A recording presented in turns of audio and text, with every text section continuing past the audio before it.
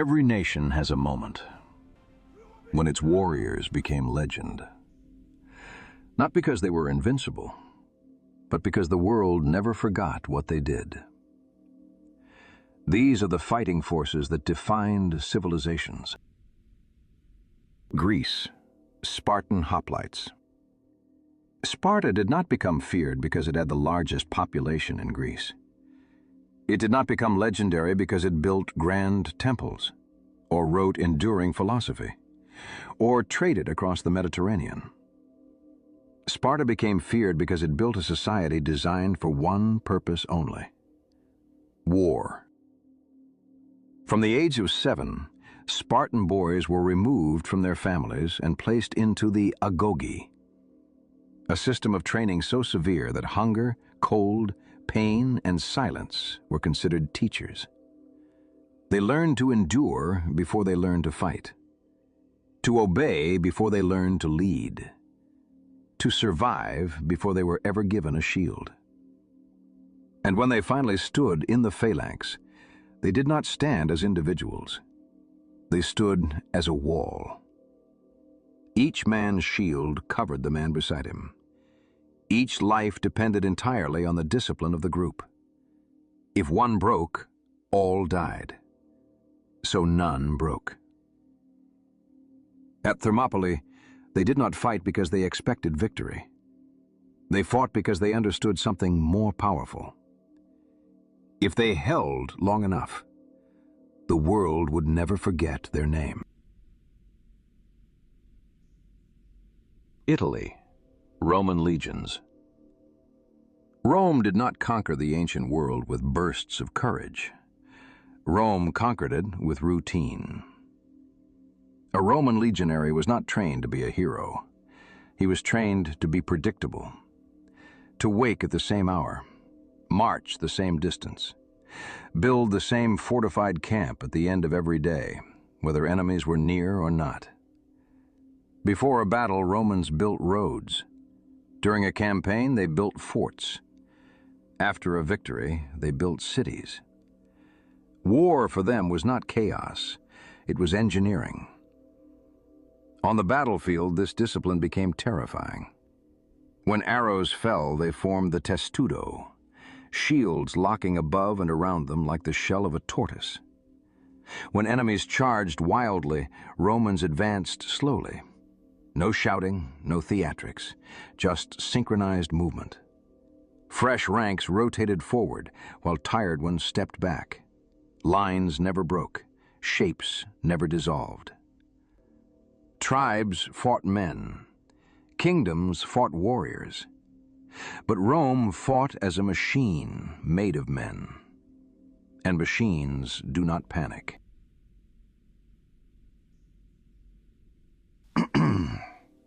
China, Qin Army. Before China was an empire, it was a battlefield. The Warring States period did not reward bravery. It rewarded organization. Kingdoms that relied on heroic generals and noble warriors were slowly outpaced by something colder, more methodical. The state of Qin built an army that functioned like a system. Weapons were standardized, so any soldier could replace another without confusion. Armor was standardized. Commands were simplified. Units drilled until movement became automatic. Crossbowmen fired in coordinated volleys. Infantry advanced in disciplined blocks behind shields and pikes, not as individuals, but as interchangeable parts of a larger machine. This was new. Most ancient armies still depended on the courage of elite fighters. Qin depended on replaceability. If a man fell, the formation did not change. If a unit broke, another filled the gap. War became less about personalities and more about process. And then Qin did something no one else had done. They scaled it.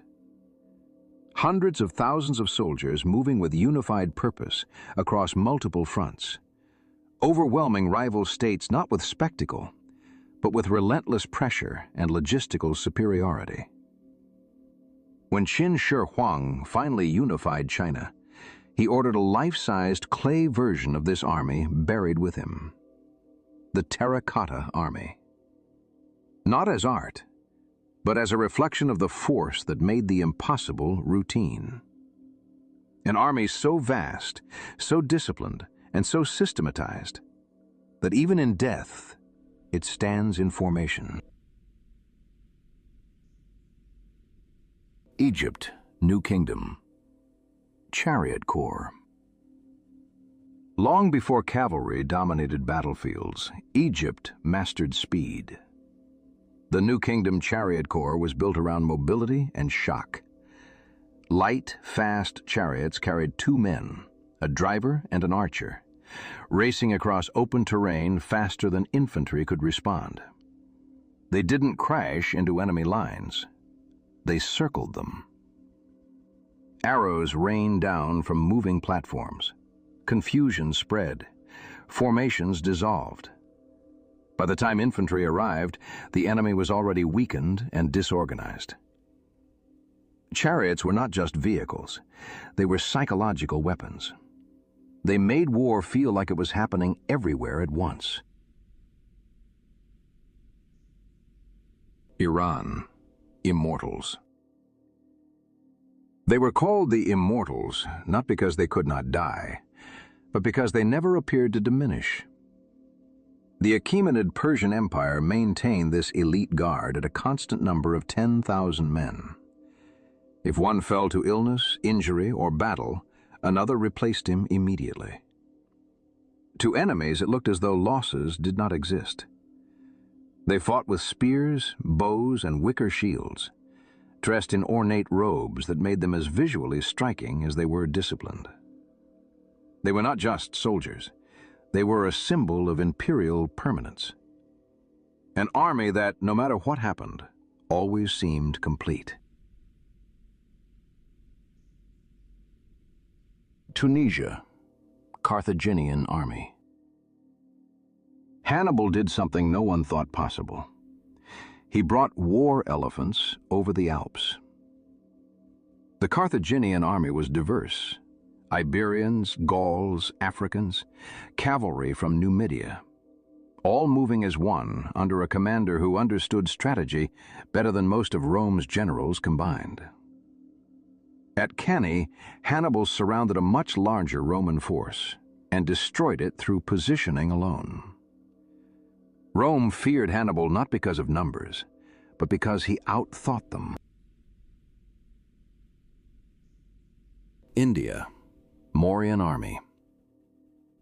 The Mauryan army understood shock. War elephants were not decorative symbols. They were instruments of disruption. Massive, armored animals crashing into enemy lines, breaking formations before swords ever crossed.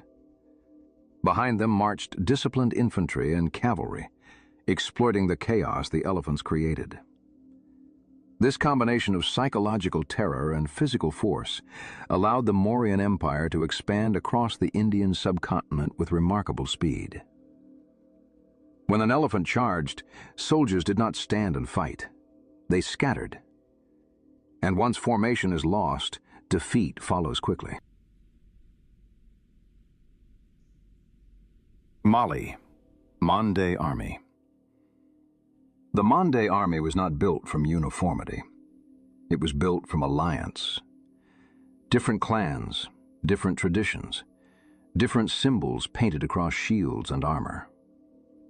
What united them was not sameness, but oath. Under Sundiata Keita, these allied forces defeated the Soso and laid the foundation for the Mali Empire. War drums carried signals across the battlefield. Oral tradition carried stories across generations. This was an army where memory was as important as weapons, because every warrior fought knowing he carried the history of his people with him. Nigeria, Oyo cavalry. West Africa is not friendly to horses. Tsetse flies carry diseases that kill them. Thick forests restrict movement. Humidity weakens them. Geography itself seems to reject cavalry warfare. And yet, the Oyo Empire mastered it. They bred horses carefully, protected trade routes that brought them from the north, and developed riders who could move across the savannah with speed and coordination few expected from the region. Where other kingdoms relied on infantry, Oyo projected power from the saddle. This gave them reach, and reach creates dominance. The cavalry allowed them to strike quickly, control territory, and enforce authority over vast distances. It turned what should have been a geographical limitation into a strategic advantage. They did not rule because the land favored them. They ruled because they adapted faster than the land could resist. Japan. Samurai. The samurai did not train for battle. They trained for death. Bushido, the way of the warrior, was not a slogan. It was a daily way of living that shaped how a samurai walked, spoke, wrote, and even thought. Swordsmanship was practiced alongside poetry, archery alongside meditation, discipline alongside philosophy. A samurai's greatest fear was not defeat, it was dishonor. This created warriors who entered battle already detached from the outcome. They did not fight to survive. They fought to uphold a code that outlived them. During Japan's feudal wars, clans rose and fell in endless cycles of conflict. Yet the image of the samurai endured beyond all of them, because they were not simply soldiers in armor. They were a belief system carrying a blade. Mexico. Aztec Eagle Warriors. War for the Aztecs was sacred. Eagle warriors were among the elite, recognizable by their feathered suits and fierce helmets shaped like birds of prey. Their primary weapon, the macuahuitl, was lined with obsidian blades sharp enough to sever limbs. But they did not always fight to kill. They fought to capture. Prisoners were offerings to the gods, and this changed how they approached combat. Precision mattered. Skill mattered. Symbolism mattered. They were not simply defeating enemies. They were participating in ritual. Sweden. Caroleans. Gunpowder changed warfare by creating distance.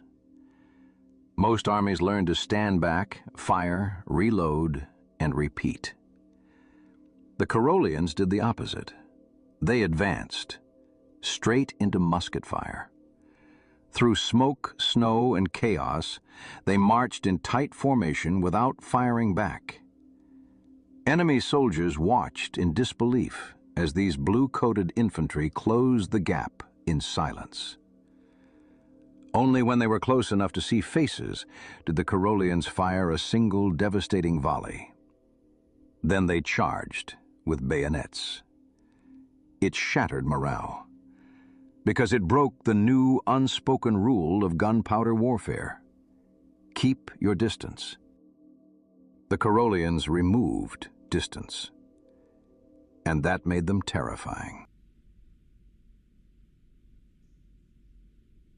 Poland. Winged Hussars. Before they were seen, they were heard. A strange rattling carried by the wind. Wood and feather frames mounted to the backs of armored riders. Soldiers who survived battles against the winged Hussars often wrote about this sound first, not the impact. Because by the time the riders appeared on the horizon, morale had already begun to collapse. The Hussars were heavy cavalry, perfected. Long lances, longer than those of any European rival. Armor polished to a shine. Horses trained to charge directly into formations that would stop any other rider. They did not slow before impact.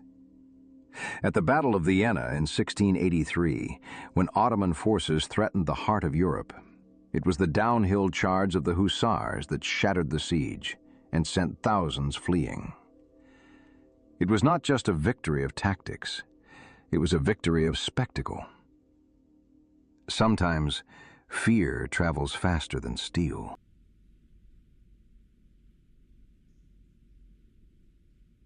England. English Longbowmen. At Agincourt, heavily armored French knights charged across muddy ground, expecting an easy victory. They never reached the English line. Longbowmen fired arrows so rapidly and in such volume that the sky darkened. Horses fell. Knights slipped in mud. Armor became a burden instead of protection. By the time survivors reached English positions, they were exhausted and disorganized. The longbow turned distance into domination.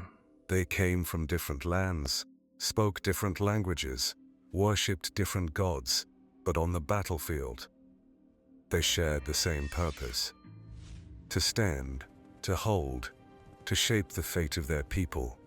Some conquered, some defended. Some simply refused to disappear. And that is what made them legendary. Because every nation has a moment when its warriors become larger than history itself.